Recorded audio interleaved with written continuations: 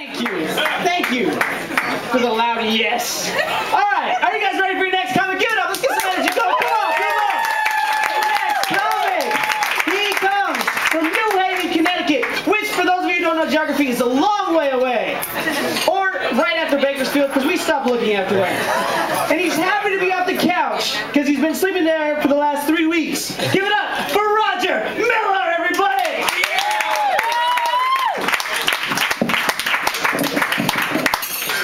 Alright, welcome. I'm Roger Miller. Are there any other college grads out there? College students?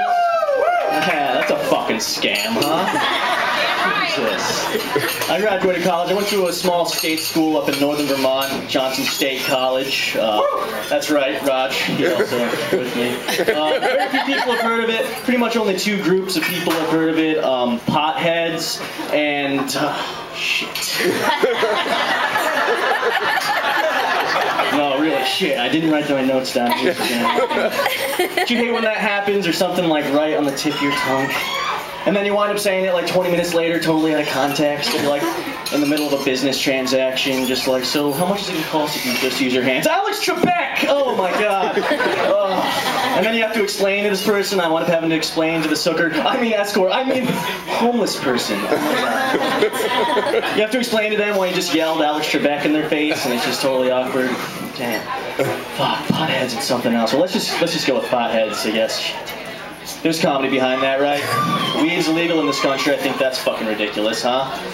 Weed being illegal. When you look at the role that drugs play in society today, you know, you can't watch TV for 10 minutes without seeing a dozen commercials for drugs. Why is that? You know, we're horrified of being sick in this country. I know I am. People are just way too honest with you when you're sick, aren't they? Oh, you're sick? Yeah, I was gonna say, you look like shit. You look like death. Have you ever had someone tell you that while you're sick? You look like death. Oh yeah, thanks. I just spent the last 2 hours of my life puking chicken and stars into the fucking bucket. Glad to know I should have looked myself in the mirror before I got some fresh air. Jesus. As soon as they find out you're sick, all bets are off. You know, oh, you're sick? Yeah, you look like death. And your girlfriend, what a whore. Oh hey, you should get better. Work on those pipe cleaners you call arms at the gym sometime. Jesus, no wonder she cheats on you all the time. You know, we're horrified of being sick, and we get sold all these drugs, which I got used to for a while, but then I started to get weirded out. You know, I saw all these commercials for drugs. And then I started seeing all these commercials for like fast food, and I started to think, you know, there's these executives that look over the public and of the fast food joints, and they're like pumped to see all the fat asses running around this country, you know? Jackpot, we got some fat asses in America.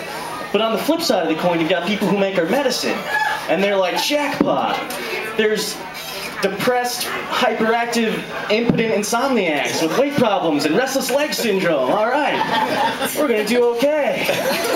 And then you've got people out there, you know, well, I woke up in the morning and ate some Prozac so I wouldn't off myself before I got out of bed. Then I had to go to work, so I popped some Ritalin so I wouldn't do something crazy like step out of line and express myself. Then I came home, I was starving, ate some appetite suppressants, curbed that temptation right away.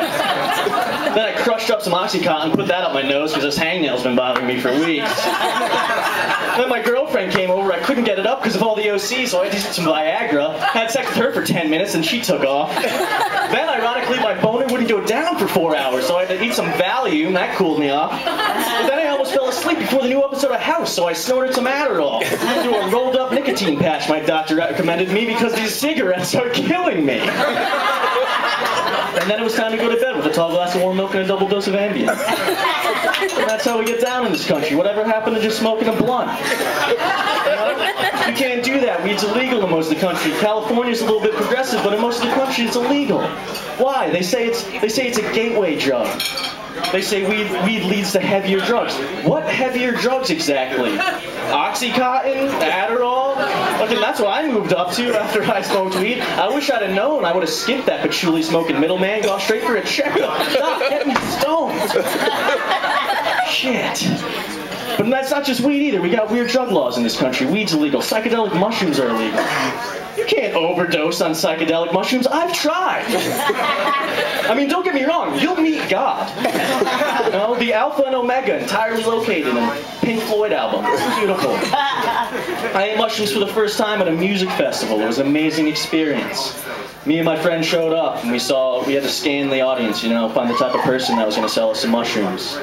You know, excuse me, sir, you're swatting at yourself. You know where I can find some psychedelic And they had porta potties at this music festival, which is that not the most miserable experience of your entire life? Pissing in a porta potty? I mean, Jesus, there's piss everywhere, there's shit floating in front of you. You know something's pretty nasty when it's too gross to take a piss in, right? Piss in this? It's disgusting. But I had to piss in these porta potties while I was tripping. Yeah. Let me tell you, that was the most intense 4 hours of my entire life. By the end of it, people were like, "Sir, please get off the stage." I need the stage for use, please.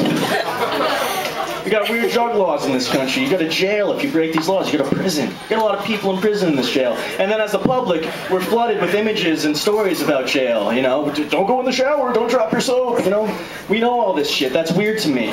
It makes me think that like 50 years ago, when dropping the soap wasn't as popular as of a metaphor, that, you know, there were people out there, very friendly prisoners, who had to learn the hard way, the ropes, you know? Oh, hey, you dropped something. Whoa, no. I'm not picking up your soap again. I know, as soon as I bend down to get it, you're gonna penetrate me. Fuck me once, shame on you. Fuck me twice. It's ridiculous, though. You go to jail for these things. You go to jail for breaking the drug laws. You got a lot of people in jail. They wonder why we put all these people in prison, though. They wonder why our drug laws are the same way. Some people say it's to maintain instability in the impoverished classes and in the third world. I don't know if that's true, but I do know that I saw a really shocking expose on what the drug culture has done to Mexico. I don't know if you've seen it. It was called, what was that called? Girls Gone Wild Spring Break Edition? Oh my god, it's horrifying down there. You know it. Okay, I'm glad you guys know it. I was going to bring in a sample clip, but I left it between my mattresses. I mean under my jizz rags. I mean between my jizz rags. Oh, I'm all over the place today. You go to jail for breaking these drug laws. Meanwhile, they're prescribing drugs and they get away with murder, right? I was reading an article the other day in the New York Times. Guess what they're finding in our water supply? Cyndi Lauper fans! Oh my god. Cyndi Lauper went to Johnson State College for a semester in 1971. That's the other group of people. Sorry, I knew that was going to happen. Guess what they're finding in our water supply? Trace amounts of pharmaceuticals. Yeah. And they say that we're building up tolerances to these drugs just by drinking our water. So that by the time I'm in my 70s, I'm going to have built up such an immunity to these things, I'm not going to be able to stave off the icy cold grips of death the way today's geriatrics are, and live to absurd ages. That sucks. I want to live to 110? Fuck. I want to scare people. I should have died 10 years ago. I want that. On the other hand, it's going to be really funny, but because by the time I'm in my 70s and need all these medications, oral ingestion of these drugs is going to be completely ineffective. So my generation's going to have to like freebase our arthritis medicine, you know? People are going to walk in on us in a bathroom stall and be like, "Hey man, I got an enlarged prostate over here, I got to take my medicine."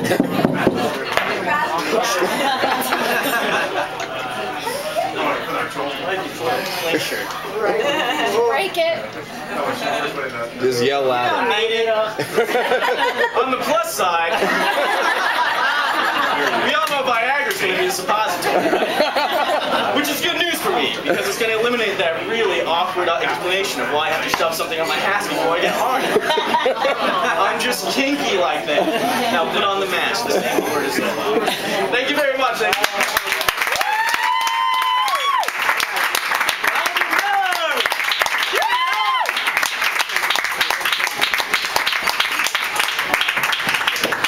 You totally needed this. Alright